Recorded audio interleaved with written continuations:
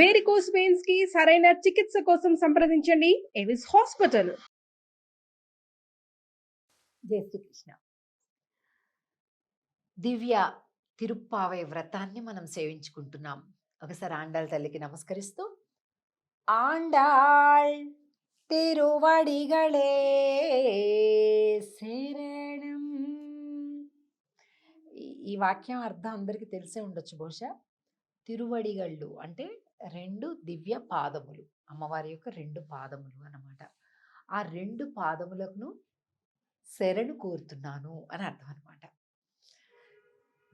ఇవాళ దివ్య తిరుప్పావై వ్రతంలో భాగంగా 3 భాగాలుగా చేస్తే తిరుప్పావైని 10 పాసురములు 10 పాసురములు 10 పాసురం ఒక 10 పూర్తి చేసుకున్నాం. ఈరోజు 2వ భాగంలోని మొదటి పాసురం, అంటే అమ్మవారేమి అట్లా భాగాలుగా చెప్పాల, మనమే అనుకుంటున్నాం అనమాట. ఇప్పుడు 11వ పాసురంలోకి ఈరోజు ప్రవేశించాం. ఈరోజు రోజుకొక గోపిక పడుకుని నిద్రించి బయటికి రాకుండా వీళ్లతో కలవకుండా ఉన్న గోపికల్ని లేపుతున్నారు కదా. అలాగే ఈరోజు కూడా మరో గోపిక. మొత్తం 15వ పాసురం దాకా ఇలాగే ఉంటుంది. పాసురాన్ని సేవిద్దాం. కత్తుక్కరవై కణంగళ్ పలకరందు செத்தார் திரளழிய சென்று செருச்செய்யும் குத்தமொன்றில்லாத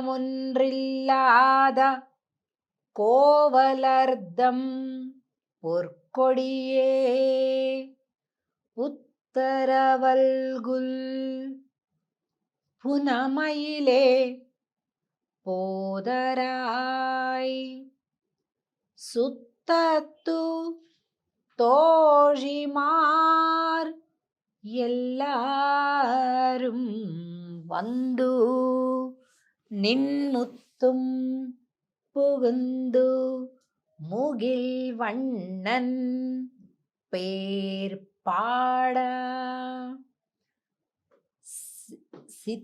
சுத்தத்து தோழிமாரெல்லாரும் வந்து நின்முத்தும் புகுந்து முகில் வண்ணன் பேர் பாడా. ఇప్పుడు சித்தாதே பேஷாதே செல்வ பெண்டாட்டி நீ எத்துக்குறங்கும் பொருள் ஏலோரெம்பாவாய்.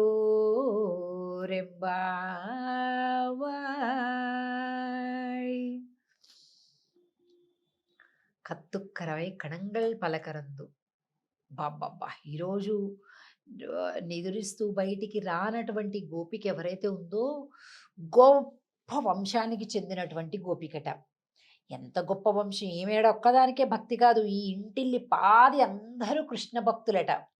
ఈవిడ అన్నలున్నారు చూసారా, ఈవిడ అన్నయ్యలు ఏం చేస్తారట, వాళ్లకు ఉండేటటువంటి ఆ పెద్ద పెద్ద పశు సంపద అంట. కత్తుక్కరవై కణంగల్ పలకరందు, బోలెడు సమూహాలంట గో సంపద.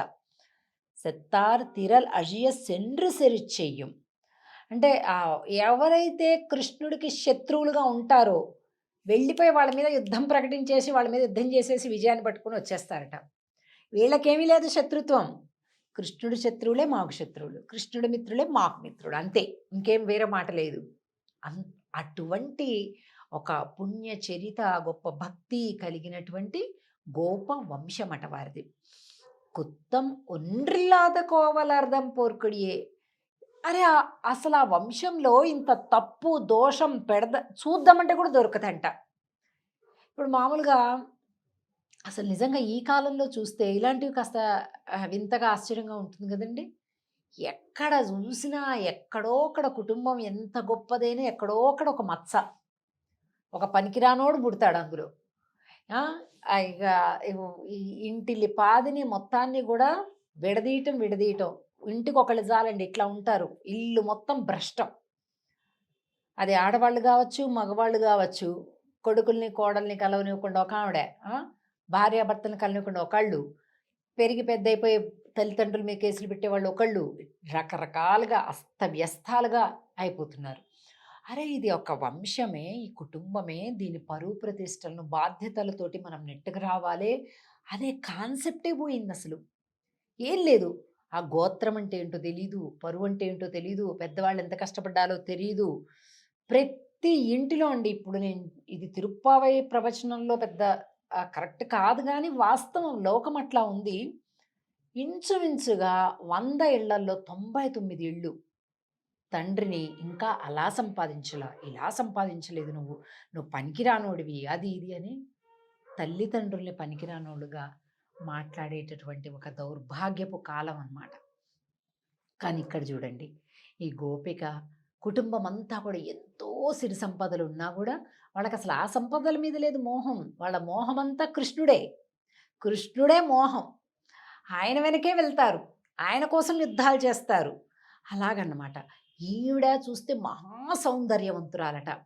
పోవలర్దం పొర్కొడియే ఉత్తరవల్గుల్ ఎలా ఉంటుందట ఆవిడ యొక్క నితంబ స్థానం, అంటే వెనక భాగం ఎలా ఉంటుందట అంటే ఒక పెద్ద పాము ఇలాగా లోపలికి పుట్టలోకి లోపలికి ఇలా వెళ్ళిపోయి లోపల మళ్ళీ పడగుండే పైన సన్నగా ఉంటే ఎలా ఉంటుందో ఏమిడ భుజాలు వెనక వీపు ఇలా ఉండి నడుము దగ్గర సన్నగా అయిపోయి మళ్ళీ కిందకి ఇలాగ లావుగా వెళ్ళి నితంబం అంటారు.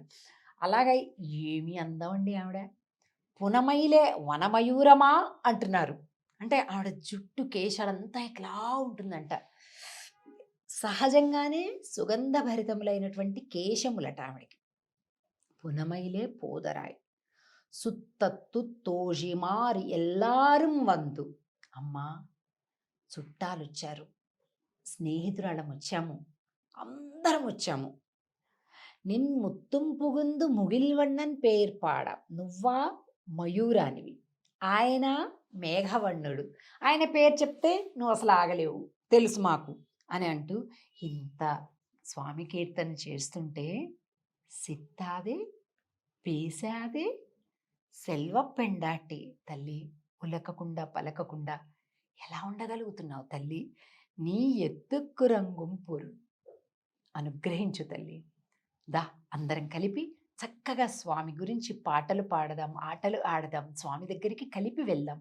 ఎంత బాగుంటుంది కదా అందరితో కలిస్తే అని బయట నుంచి ఈ ఆండాళ్ గోష్ఠి పెద్ద సమూహం వీళ్ళందరూ లోపల పడుకుని ఉన్నటువంటి ఆ గోపికను ప్రేమగా నిద్ర మేలుకొలిపి తమతో చేర్చుకుంటున్నారు. ఇక రేపటి రోజు 12వ పాశ్రంలోకి మనం ప్రవేశిస్తాం. ఆ గోపిక విశేషాలేంటో రేపు చూద్దాం. ఆండాళ్ తిరువడిగళే శరణం. జై శ్రీకృష్ణ.